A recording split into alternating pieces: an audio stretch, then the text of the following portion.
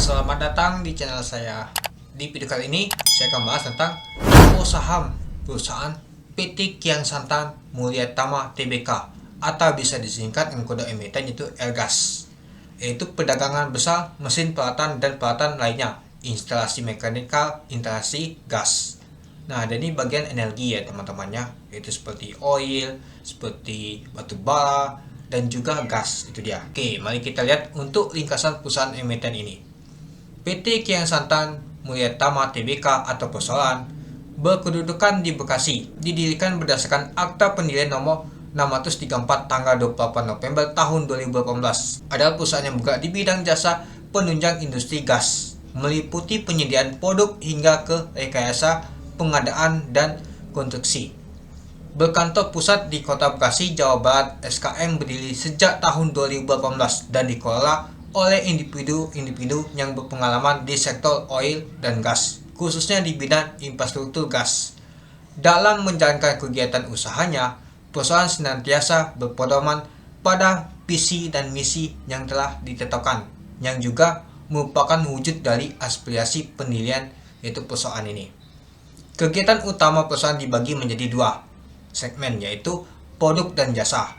Produk terdiri dari penjual produk seperti regulator, transmission, fitting, compactor kit, dan lainnya. Sedangkan untuk segmen jasa terdiri dari jasa konstruksi seperti pembangunan gas metering dan regulating station, regulator sektor, dan jasa lainnya. Kegiatan usaha perusahaan yang benar-benar dijalankan saat ini adalah perdagangan besar mesin peralatan dan perlengkapan lainnya, instalasi mekanikal, dan instalasi minyak dan gas. Untuk alamat emiten di Jalan Wibawa Muti 2, Perumahan Telkom, Satwika, Permai Blok A5, nomor 8, RT 009, RW 009, Kelurahan Jati Luhur, Kecamatan Jati Asi, Bekasi 17425.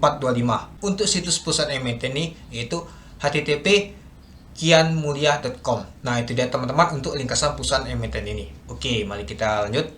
Nah, ini dia contohnya. Ini adalah instalasinya. Ini adalah contohnya. Ini adalah pekerjaan jaringan gas bumi untuk rumah tangga. Nah, ini juga untuk pekerjaan jaringan gas bumi untuk rumah tangga juga sama ya. Nah, ini juga untuk pekerjaan turbin meter itu. Oke, mari kita lanjut. Kita lihat dulu untuk informasi perusahaan info ini. Jumlah saham yang ditawarkan adalah 334.200.000 lembar saham dari total saham yang dicatatkan yaitu 22,9%. Harga penawaran rentang dari 115 sampai 122.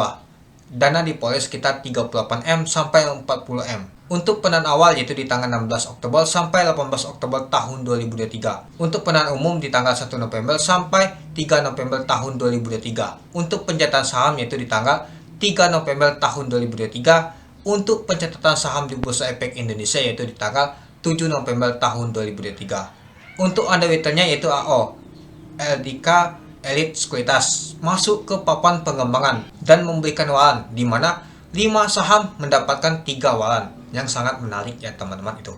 Oke, mari kita lanjut, yaitu rencana penggunaan dana ini. Yang pertama, sekitar 14,6 miliar akan digunakan perusahaan untuk pembelian 99% saham PT Kian Santang dan setoran modal untuk modal kerja PT Kian Santang. Yang kedua, sekitar 6,3 miliar akan digunakan perusahaan untuk pembelian 99% saham PT Kaya Instrumindo Simpati dan setoran modal untuk PT Kaya Instrumindo Simpati. Yang ketiga, sekitar 9,6 miliar akan digunakan untuk akuisisi merek Ergas dan Kians. Sekitar 7,6 miliar akan digunakan perusahaan untuk akuisisi merek Ergas dan sekitar 2 miliar akan digunakan perusahaan untuk akuisisi merek Kians yang dimiliki oleh PT Ergas Kian Ikonik. Yang keempat, sisa dana akan digunakan untuk modal kerja perusahaan yaitu pembiayaan kebutuhan operasional sehari-hari, antara lain namun tidak terbatas untuk pembayaran gaji dan tunjangan karyawan, pembayaran keperluan administrasi, lalu untuk keperluan kantor, biaya pemasaran, biaya pelatihan karyawan, pembiayaan proyek perusahaan, salah satunya proyek compactor kit petani dan nelayan, lalu pembelian barang dan persediaan barang seperti compactor kit dan transmission fitting, lalu pengembangan produk baru atau penyempurnaan produk yang telah ada dan akan dilakukan sendiri perusahaan dalam langkah peningkatan TKDN dan lain-lain. Nah, itu dia teman-teman untuk rencana penggunaan dana ini.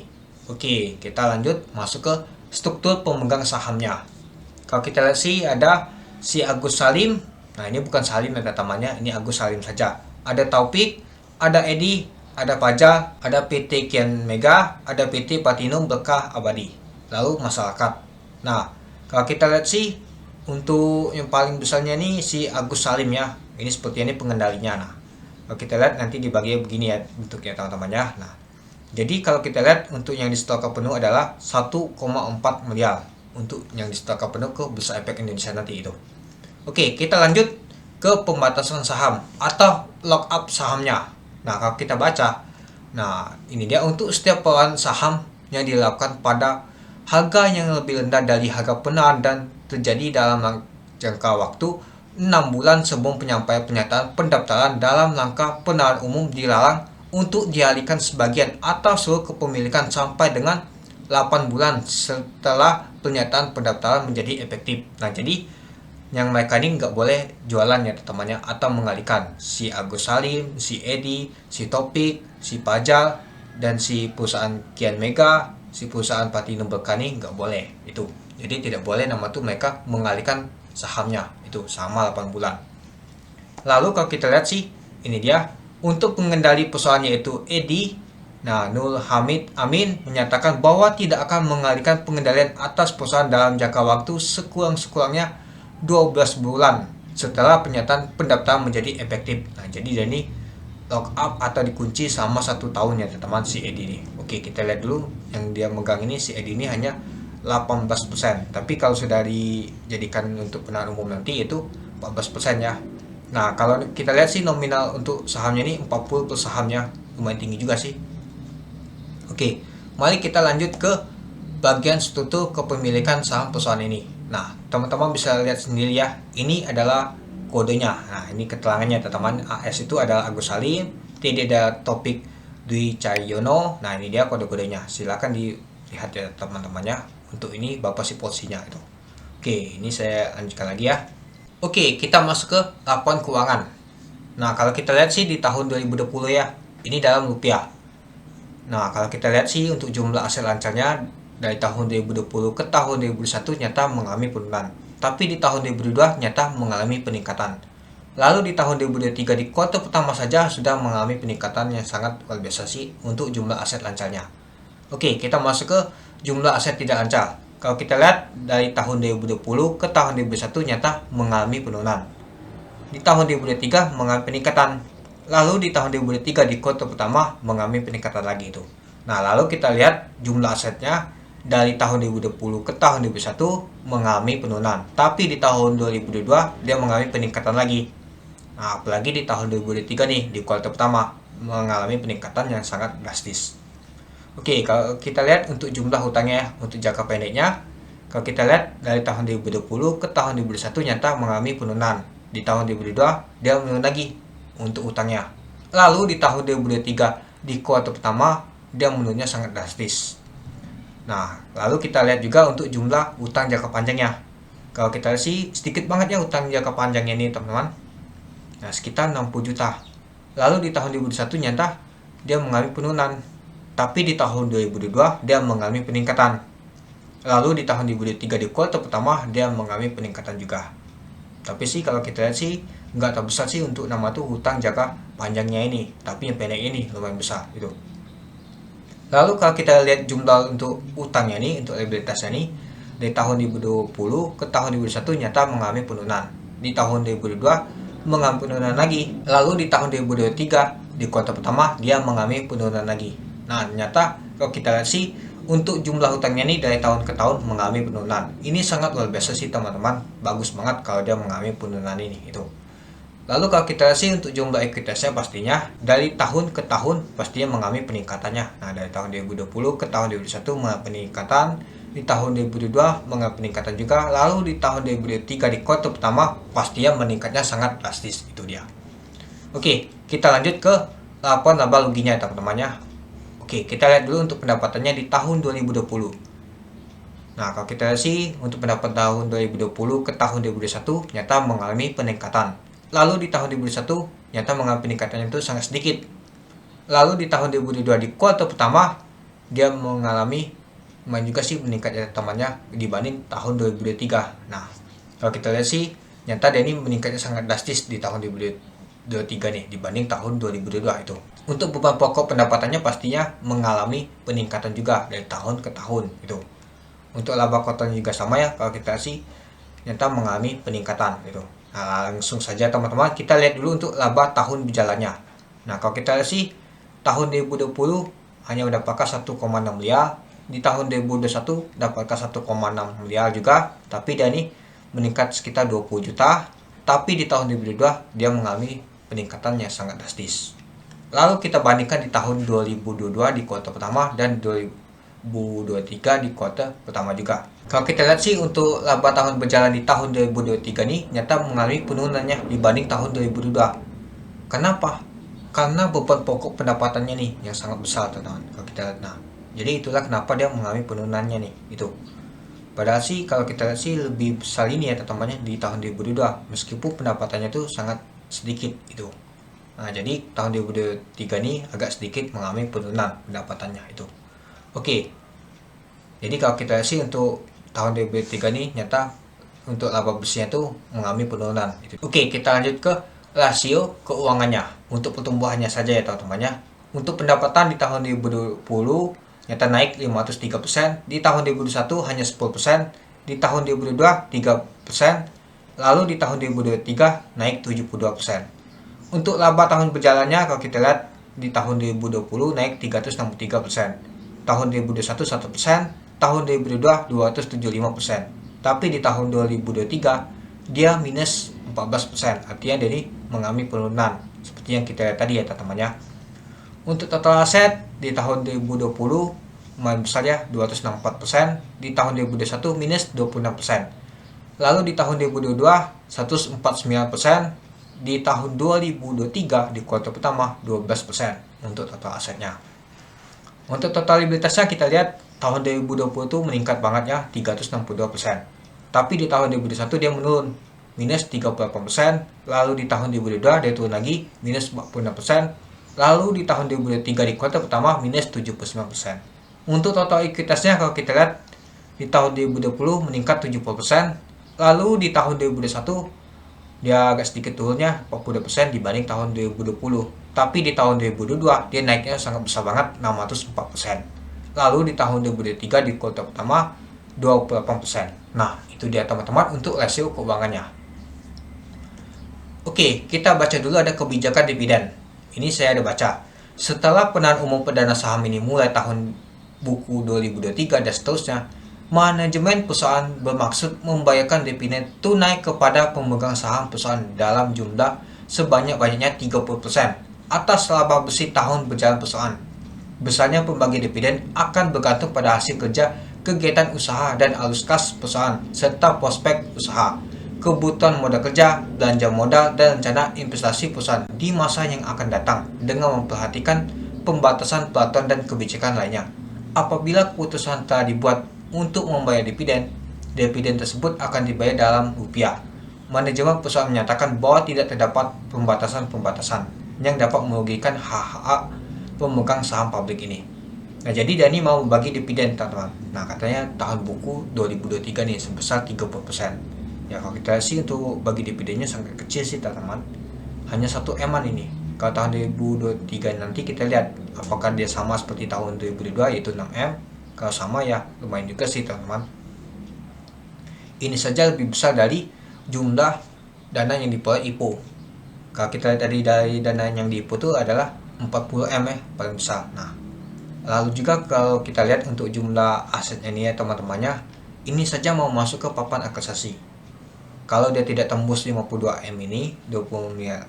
Kalau dia tidak tembus 52 miliar ini, maka dia akan masuk ke papan akusasi. Tapi dia bisa melewatinya. Jadi dia membukukan 3 laporan keuangan. Kadang membukukan 2 laporan keuangan, artinya dia masuk papan akusasi itu.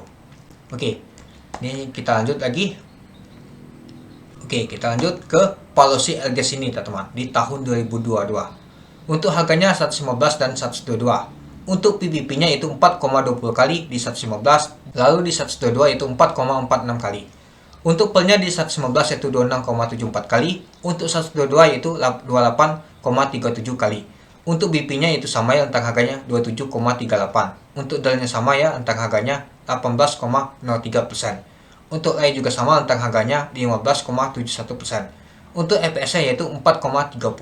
Untuk jumlah sahamnya di setelah penuh adalah 1,4 miliar. Untuk ekuitasnya yaitu 39,9 miliar.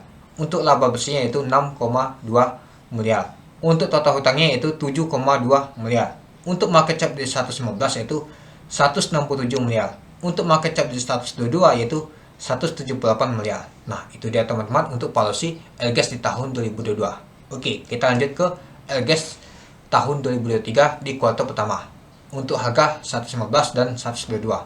Untuk PBP-nya yaitu 3,29 kali di harga 115 dan di 122 yaitu 3,49 kali. Untuk pelnya di 115 yaitu 138,89 kali. Untuk di 122 yaitu 147,34 kali. Untuk BP-nya yaitu 34,99. Lalu untuk delnya 2,99%. Untuk lainnya juga sama, rentang harganya 2,37%. Untuk EPS juga sama, rentang harganya 0,83. Untuk jumlah sahamnya di stok penuh adalah 1,45 miliar. Untuk ekuitasnya yaitu 51 miliar. Untuk laba bersihnya yaitu 1,2 miliar. Untuk total hutangnya yaitu 1,5 miliar.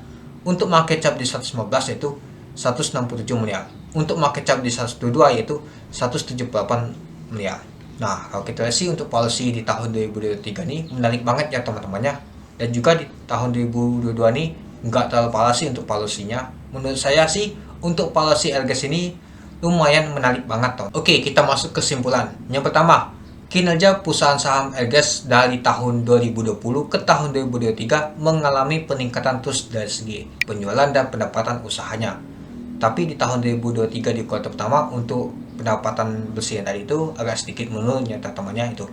Yang kedua, tujuan penggunaan dana lumayan menarik untuk belanja modal dan modal kerja. Yang ketiga, untuk underweight dari IPO saham LGAS ini adalah AO. Secara histori, sahamnya di kala AO sangat menarik, jarang kecewakan teman-teman. Oke, kita lihat dulu kenapa saya bilang tidak kecewa. Nah, kita lihat dulu di tahun 2018 dia mengalami arah semuanya teman-temannya. Di tahun 2019 juga mengalami arah, tapi di tahun 2021 untuk LMK yaitu ditutup di zona merah. Nah, ini dia minus 2,91%. Tapi di tahun 2022 dia bisa satu kali arah untuk SMKM untuk pada 10%. Sempat juga arah, tapi arahnya kena guyur ya teman-temannya, bisa dicek ya untuk terikutnya. Lalu di tahun 2023 untuk pas satu kali LB, ini LB-nya masih yaitu 7% ya teman-temannya. Untuk SMIL 2 kali A. Lalu untuk GLIA sempat juga ALB, tapi ALB-nya diangkat ke atas karena AO ini nampung. Nah, jadi bagus banget AO ini kalau ngawal, karena kalau dia ngawal pastinya ditampung oleh AO ini di hari pertama. Apalagi pada saat ALB GLIA ini kemarin ditampung sampai dia ke hijau, tapi juga ditutup di zona merah tetap, itu dia. Nah, jadi menurut saya sih untuk LDK Elite Sekuritas AO ini lumayan menarik kalau kita lihat untuk terikutnya nih.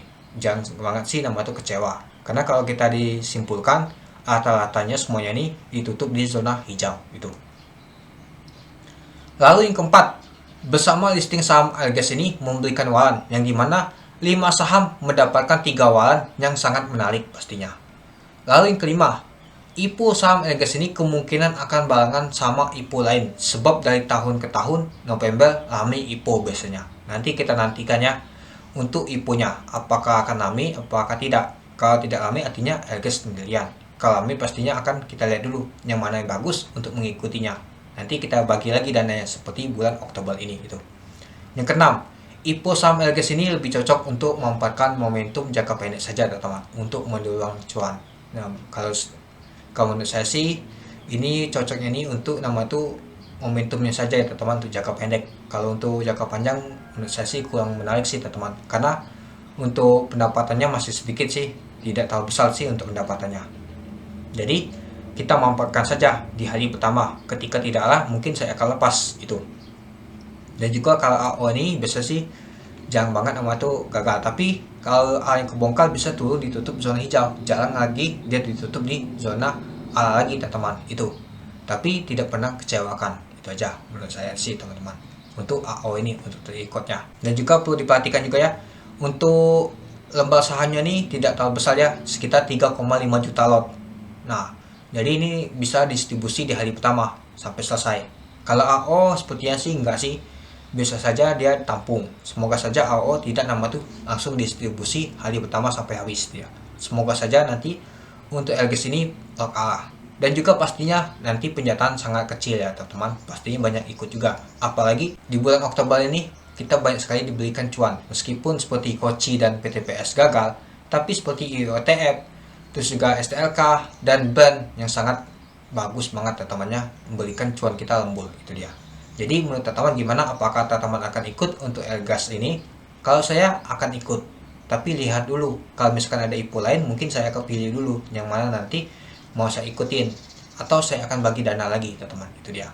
Nah, silakan teman-teman untuk mempertimbangkan apakah teman-teman akan ikut atau tidak, itu dia. Oke, mungkin itu saja sih teman-teman untuk video saya tentang pembahasan IPO saham LGAS ini yang akan listing di bulan November nanti. Silakan teman-teman untuk melihat dan mempertimbangkan membeli atau tidak teman. Oke, mungkin itu saja sih teman-teman untuk video saya. Oke, sekian dulu video saya. Terima kasih sudah menonton. Salam cuan.